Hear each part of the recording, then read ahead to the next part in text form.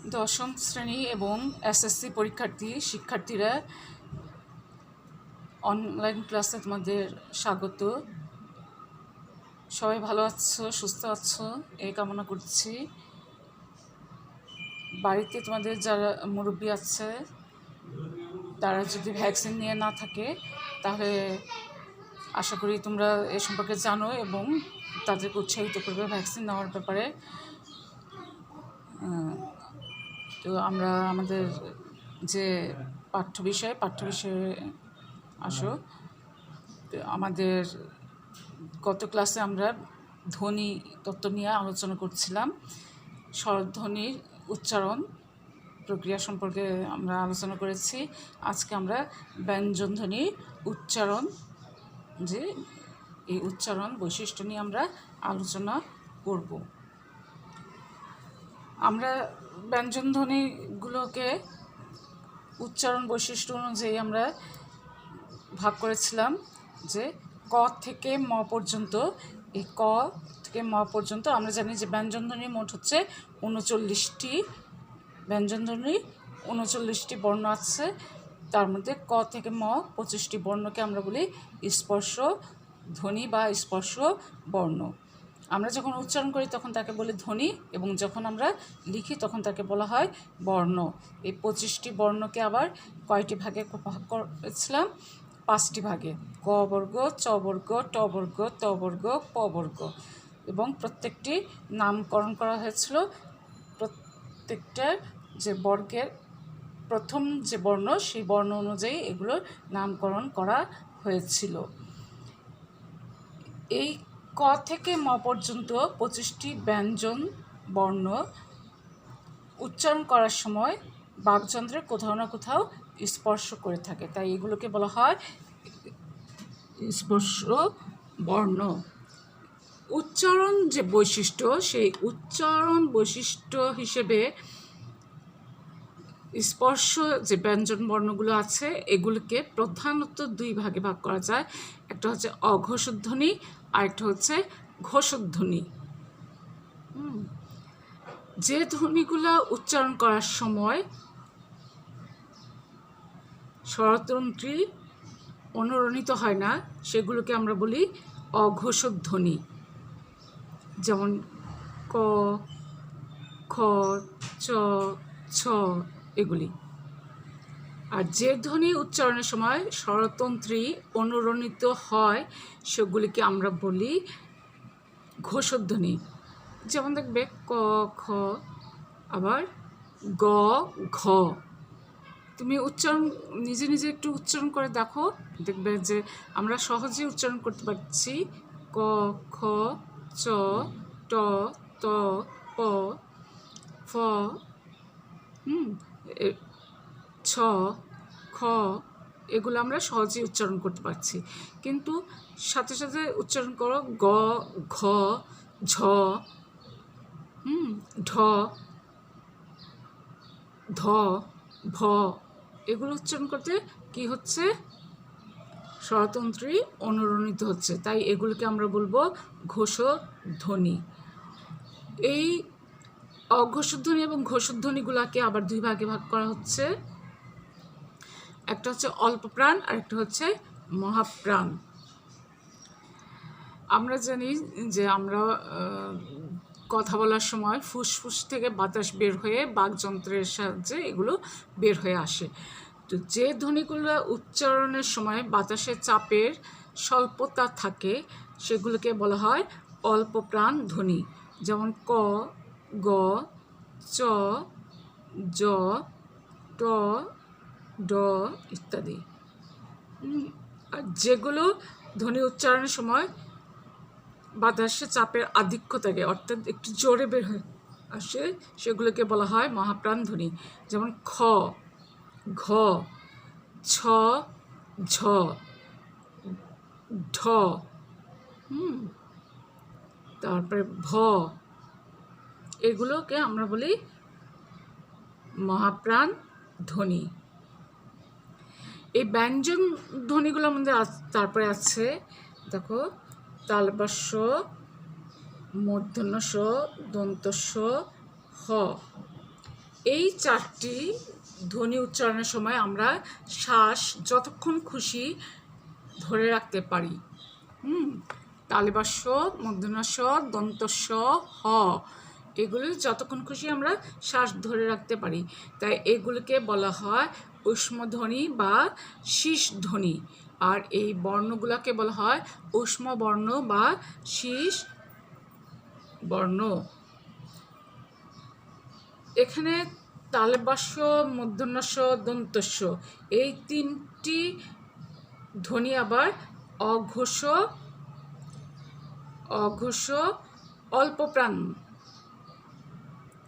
অল্প প্রাণ ধ্বনি, ঠিক আছে। আর হ হচ্ছে ঘোষ মহাপ্রাণ ধ্বনি, ঘোষ মহাপ্রাণ ধ্বনি। অন্তস্থ জ এবং ব এই দুটো ধ্বনি উচ্চারণের স্থান স্পর্শ এবং ঊষ্ম ধ্বনির মাঝামাঝি, তাই একে বলা হয় অন্তস্থ ধ্বনি। অন্তস্থ জ এবং ব এই দুটো ধ্বনির উচ্চারণ হচ্ছে স্পর্শ এবং ঊষ্ম ধ্বনির মাঝামাঝি, তাই এই দুটো বর্ণকে বলা হয় অন্তস্থ বর্ণ। অন্তস্থ বর্ণ। আমাদের এই যে 5টি বর্ণ আছে উ, ইয়, মূর্ধন্য, দন্তন্য, ম, এই 5টি বর্ণ উচ্চারণের সময় বাতাস নাক দিয়ে বের হয়ে যায়, তাই এই 5টি বর্ণকে আমরা বলে থাকি নাসিক্য বর্ণ বা আনুনাসিক বর্ণ। নাসিক্য বর্ণ বা আনুনাসিক বর্ণ। এখানে অনুস্বার, বিসর্গ, চন্দ্রবিন্দু এই 3টি বর্ণ একাকী স্বাধীনভাবে কখনো ব্যবহৃত হতে পারে না। এগুলো কি হয়, অন্য বর্ণের সাথে যুক্ত হয়ে ব্যবহৃত হয়, তাই এগুলিকে আমরা বলি পরাশ্রয়ী বর্ণ। পরাশ্রয়ী বর্ণ।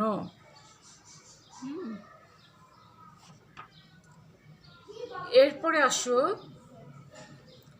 ধ্বনির উচ্চারণ বিধি। ধ্বনির উচ্চারণ বিধি। আমরা প্রথমে স্বরধ্বনির উচ্চারণ বিধি সম্পর্কে আমরা জানব। এখানে দেখো হ্রস্ব ই এবং দীর্ঘ ই এই দুটো ধ্বনি উচ্চারণে জিহ্বা এগিয়ে আসে এবং উচ্চে অগ্রতালুর কঠিনাংশের কাছাকাছি পৌঁছে। হ্রস্ব ই, দীর্ঘ ই এই ধ্বনির উচ্চারণে জিহ্বার অবস্থান হ্রস্ব ই ধ্বনির মতো সম্মুখী হয়, কিন্তু একটু নিচে বা আ ধ্বনির বেলায় আরও নিচে। তাই এ, ই ধ্বনির উচ্চারণে জিহ্বা এগিয়ে সম্মুখভাগে দাঁতের দিকে আসে বলে এগুলিকে বলা হয় সম্মুখ ধ্বনি। হ্রস্ব ই এবং দীর্ঘ ই এই দুটোকে আমরা বলবো সম্মুখ ধ্বনি। হ্রস্ব ই এবং দীর্ঘ ইর উচ্চারণের বেলায় জিহ্বা উচ্চে থাকে, এগুলোকে বলা হয় উচ্চ সম্মুখ স্বরধ্বনি। এই ধ্বনি হচ্ছে মধ্যাবস্থিত সম্মুখ স্বরধ্বনি এবং আ হচ্ছে নিম্নাবস্থিত সম্মুখ স্বরধ্বনি। আমরা যখন এগুলো পড়ব তখন সাথে সাথে আমরা উচ্চারণ করলে এবং যে আমাদের যে জিহ্বার অবস্থানটা আছে এটা যদি আমরা একটু লক্ষ্য করি তাহলে আমাদের জন্য সহজ হয়ে যাবে। যেমন এ, এ ধ্বনির উচ্চারণটা ই ধ্বনির মতো সামনের দিকেই হয়, কিন্তু আ ধ্বনির বেলায় এটা ই ধ্বনির চেয়ে একটু নিচে হয়। আমরা এই যে হ্রস্ব ই এবং দীর্ঘ ই এই দুটোকে বলবো সম্মুখ ধ্বনি, এবং একে বলবো মধ্যাবস্থিত সম্মুখ স্বরধ্বনি, আ হচ্ছে নিম্নাবস্থিত সম্মুখ স্বরধ্বনি। হ্রস্ব এবং দীর্ঘ ধ্বনি উচ্চারণে জিহ্বা পিছিয়ে আসে এবং পশ্চাৎ তালুর কোমল অংশের কাছাকাছি ওঠে। ও ধ্বনির উচ্চারণে জিহ্বা আরও একটু নিচে আসে, অধ্বনির বেলায় তার চেয়েও নিচে আসে। হ্রস্ব, দীর্ঘ, অ ধ্বনির উচ্চারণে জিহ্বা পিছিয়ে আসে বলে এগুলিকে পশ্চাৎ স্বরধ্বনি বলা হয়। হ্রস্ব এবং দীর্ঘধ্বনির উচ্চারণকালে জিহ্বা উচ্চে থাকে বলে এদের বলা হয় উচ্চ পশ্চাৎ স্বরধ্বনি, এবং ও মধ্যাবস্থিত পশ্চাৎ স্বরধ্বনি, আ হচ্ছে নিম্নাবস্থিত পশ্চাৎ স্বরধ্বনি।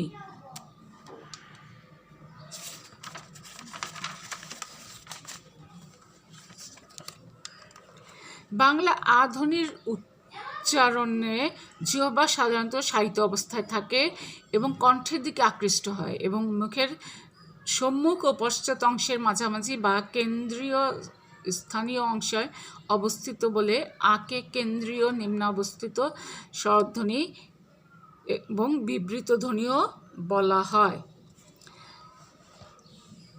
ছকের মধ্যে যদি আমরা লক্ষ্য করি তাহলে আমাদের জন্য আরো সহজ হয়। দেখো, সম্মুখ ওষ্ঠাধর প্রসৃত, কেন্দ্রীয় ওষ্ঠাধর বিবৃত, পশ্চাৎ ওষ্ঠাধর গোলাকৃত। হ্রস্বই দীর্ঘই হচ্ছে সম্মুখ এবং ওষ্ঠাধর অর্থাৎ ঠোঁট প্রসৃত থাকে। হ্রস্বই দীর্ঘই হচ্ছে আমাদের উচ্চ স্বরধ্বনি, আর হ্রস্ব দীর্ঘ হচ্ছে উচ্চ পশ্চাৎ স্বরধ্বনি। এ হচ্ছে সম্মুখ উচ্চ মধ্য স্বরধ্বনি, ও হচ্ছে পশ্চাৎ স্বরধ্বনি। নিম্ন মধ্য স্বরধ্বনি হচ্ছে এ এবং পশ্চাৎ ওষ্ঠাধর গোলাকৃত হচ্ছে অ। নিম্ন কেন্দ্রীয় ওষ্ঠাধর হচ্ছে আ। শব্দের অবস্থান ভেদে অ দুইভাবে লিখিত হয়। একটা হচ্ছে স্বাধীনভাবে, যেমন অমর, অনেক। শব্দের মধ্যে অন্য বর্ণের সঙ্গে বিলীনভাবে ব্যবহৃত হয়। আমরা জানি যে ব্যঞ্জন, প্রতিটি ব্যঞ্জন বর্ণের সাথে কি আছে? অ, বিলীনভাবে ব্যবহৃত হচ্ছে। যেমন ক, ক, র, ব, ল। প্রত্যেকটি ব্যঞ্জন বর্ণের সাথে অ বিলীনভাবে রয়েছে। শব্দের অধ্বনির দুই রকম উচ্চারণ পাওয়া যায়। একটা হচ্ছে বিবৃত বা স্বাভাবিক উচ্চারণ। বিবৃত বা স্বাভাবিক উচ্চারণ যেমন অমল, অনেক, কত। সংবৃত বা ধ্বনির মতো উচ্চারণ অধীর, অতুল, মন। এই উচ্চারণগুলিতে অ এর উচ্চারণ অনেকটা ও এর মতো। অধ্বনির স্বাভাবিক বা বিবৃত উচ্চারণ শব্দের প্রথমে, শব্দের আদিতে মানে প্রথমে। শব্দের আদিতে নাবোধক অ, যেমন অটল, অনাচার। অ কিংবা আযুক্ত ধ্বনির পূর্ববর্তী অধ্বনির বিবৃত হয়, যেমন অমানিসা, কথা। শব্দের মধ্যে ও অন্তে, অন্তে মানে শেষে, পূর্ব স্বরের সঙ্গে মিল রেখে স্বরসঙ্গতির কারণে বিবৃত অ, যেমন কলম, বৈধতা, যত, শ্রেয়। ঋ ধ্বনি, এ ধ্বনি, ঐ ধ্বনি এবং ঔ ধ্বনির পরবর্তী অ প্রায়ই বিবৃত হয়, যেমন তৃণ, ধৈর্য, নোলক, মৌন। অনেক সময় হ্রস্বই ধ্বনির পরের অ বিবৃত হয়, যেমন গঠিত, মৃত, জনিত। বিবৃত উচ্চারণটা কি ধরনের উচ্চারণ? স্বাভাবিক উচ্চারণ। বর্ণের স্বাভাবিক উচ্চারণকে আমরা বলবো বিবৃত উচ্চারণ। আর সংবৃত উচ্চারণটা কি? সংবৃত উচ্চারণটা হচ্ছে অধ্বনি বিবৃত উচ্চারণে চুয়াল বেশি ফাঁক হয়, ঠোঁট তত বাঁকা বা গোল হয় না, কিন্তু সংবৃত উচ্চারণে চুয়ালের ফাঁক কম ও ঠোঁট গোলাকৃত হয়ে ও এর মতো উচ্চারিত হয়। সংবৃত উচ্চারণকে বিকৃত, অপ্রকৃত বা অস্বাভাবিক উচ্চারণ বলা ঠিক নয়। সংবৃত উচ্চারণও স্বাভাবিক, অবিকৃত ও প্রকৃত উচ্চারণ। শব্দের আদিতে অর্থাৎ শব্দের প্রথমে শব্দের স্বর সংবৃত হলে শব্দের আদি অসংবৃত হয়। যেমন অতি, করুণ, করে। করেটা যখন অসমাপিকা ক্রিয়া হিসাবে ব্যবহৃত হবে তখন এটার উচ্চারণ হবে সংবৃত, আর সমাপিকা করে হবে বিবৃত। পরবর্তী রস্বই, রস্বউ ইত্যাদির প্রভাবে পূর্ববর্তী ফলাযুক্ত অসংবৃত হয়। যেমন প্রতিভা, প্রচুর। কিন্তু আ ইত্যাদির প্রভাবে পূর্ব বিবৃত হয়। যেমন প্রভাত, প্রত্যয়, প্রণাম। শব্দের মধ্যে ও অন্তে তর, তম, তন প্রত্যয়যুক্ত বিশ্লেষণ পদের অন্তঃস্বর অসংবৃত হয়। যেমন প্রিয়তম, গুরুতর। রস্বই, রস্ব এর পূর্ববর্তী মধ্য ও অন্ত অসংবৃত। যেমন প্রিয়, যাবতীয়। বাংলায় আধ্বনি একটি বিবৃত স্বর। এর উচ্চারণ হ্রস্ব ও দীর্ঘ দুই হতে পারে। এর উচ্চারণ অনেকটা ইংরেজি ফাদার ও কাম শব্দের আয়ের মতো। যেমন আপন, বাড়ি, মা, দাতা ইত্যাদি। বাংলায় যেগুলো একাক্ষর শব্দ সেগুলোতে আ দীর্ঘ হয়। যেমন কাজ শব্দের আ দীর্ঘ, কাল শব্দের আ হর্ষ। রস্বই দীর্ঘই বাংলায় সাধারণত হর্ষই ধ্বনি এবং দীর্ঘই ধ্বনি উচ্চারণে কোনো পার্থক্য দেখা যায় না। একাক্ষর শব্দের রস্বই এবং দীর্ঘই দুটোই দীর্ঘ হয়। যেমন বিষ, বিষ, দিন, দিন, শীত। বাংলায় হ্রস্ব এবং দীর্ঘ ধ্বনির উচ্চারণে তেমন কোনো পার্থক্য দেখা যায় না। হ্রস্ব দীর্ঘই ধ্বনির মতো একাক্ষর শব্দে এবং বহু অক্ষর বিশিষ্ট শব্দের বদ্ধাক্ষরে বা প্রান্তিক যুক্তাক্ষরে উচ্চারণ সামান্য দীর্ঘ হয়। যেমন চুল, চুলা, ভূত, মুক্ত, তুলতুলে, তুফান, বহু, অজু, করুণ।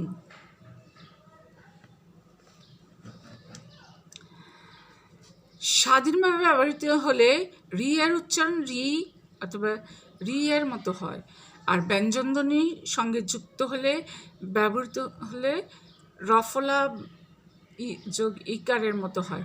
যেমন ঋণ, ঋতু, মাতৃ, কৃষ্টি। বাংলায় রি ধ্বনিকে সাধারণত স্বরধ্বনি বলা চলে না। সংস্কৃতে এই ধ্বনিটি স্বরধ্বনি রূপে উচ্চারিত হয়। বাংলায় রি ধ্বনিকে স্বরধ্বনি বলে না, এটা সংস্কৃত থেকে এসেছে। সংস্কৃত কি হয়, এই ধ্বনি স্বরধ্বনি হিসেবে ব্যবহৃত হয়। সংস্কৃত প্রয়োগ অনুসারে বাংলা বর্ণমালায় এটি স্বরবর্ণের মধ্যে এখনো রক্ষিত আছে। আজকে এই পর্যন্ত, তোমাদের এই পর্যন্ত রইল। তোমরা এইভাবে ছক করে ছকগুলোর প্রতি লক্ষ্য করে করে তোমরা পড়বে। তোমাদের যদি কোনো সমস্যা থাকে, বুঝার অসুবিধা থাকে, তাহলে কমেন্ট বক্সে তোমরা কমেন্ট করবে এবং সরাসরি ফোন করেও তোমরা জানতে পারো। আমি অবশ্যই তোমাদের প্রশ্নের উত্তর দেব, সমাধান দেব। সবার সুস্বাস্থ্য কামনা করছি। সবাই ভালো থেকো। আল্লাহ হাফিজ।